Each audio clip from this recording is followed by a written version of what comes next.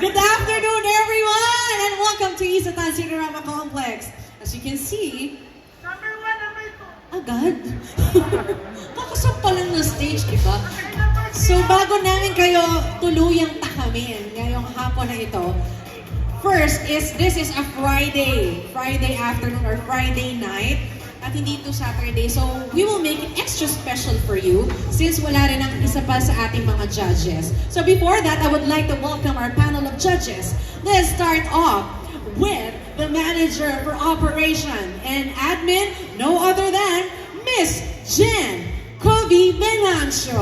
Palakpakan na.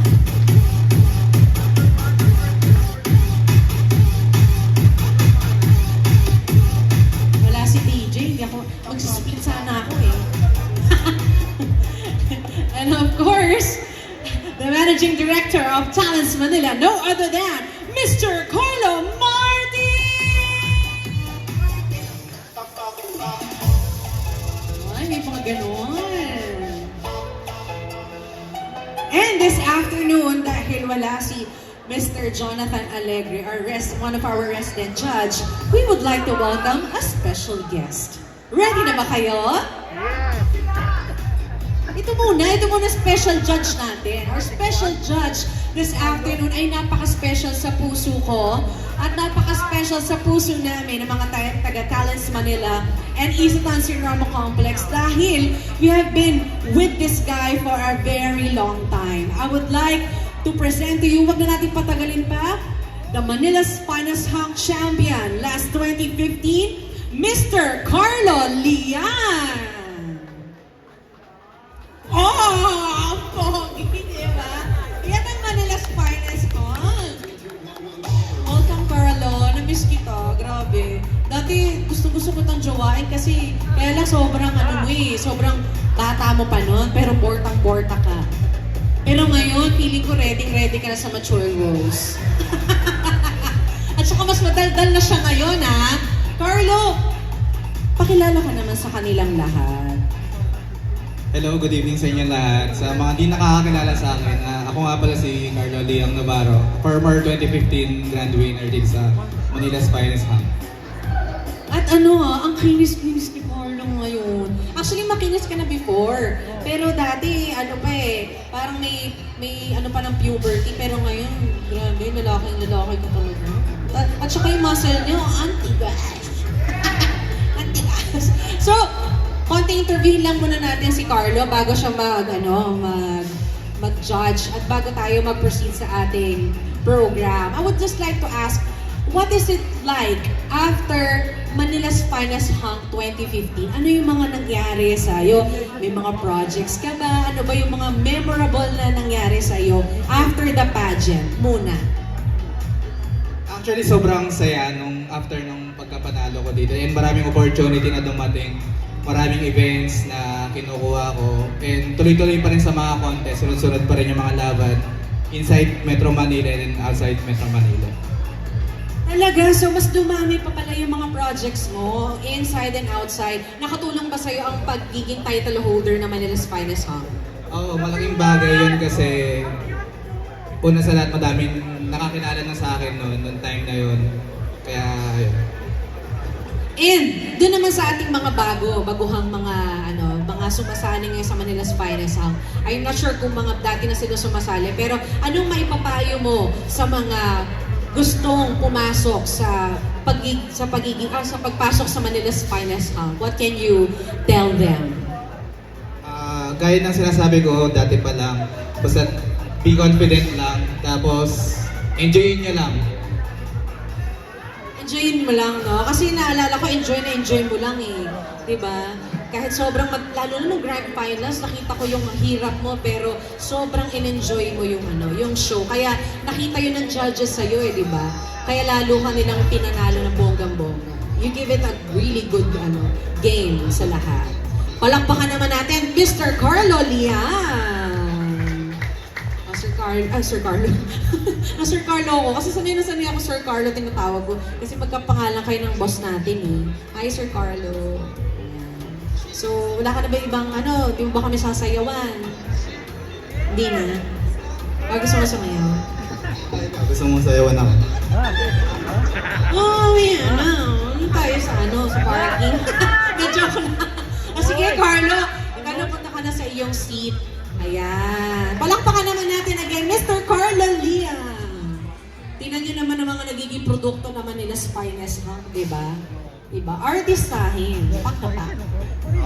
Okay? And I would like to represent the boys of Manila's Finest Hub Season 9, 9th Elimination Round.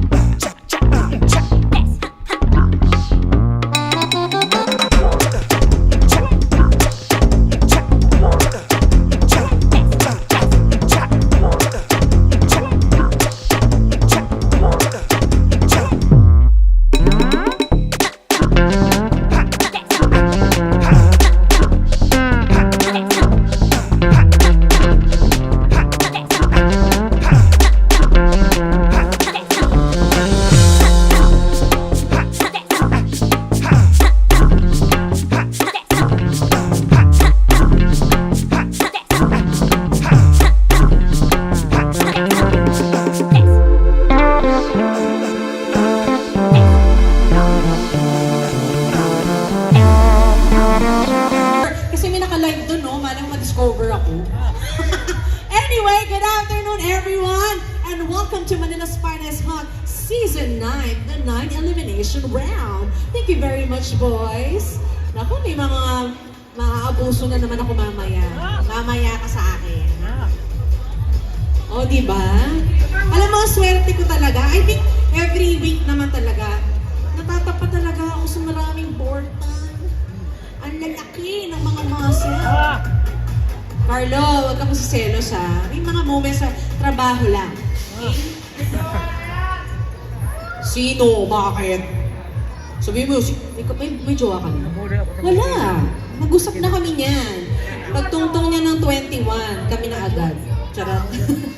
Anyway, again, to all the shoppers who just came in, welcome to Isatan Cinerama Complex. I'm Eliana and I'm your host for this afternoon.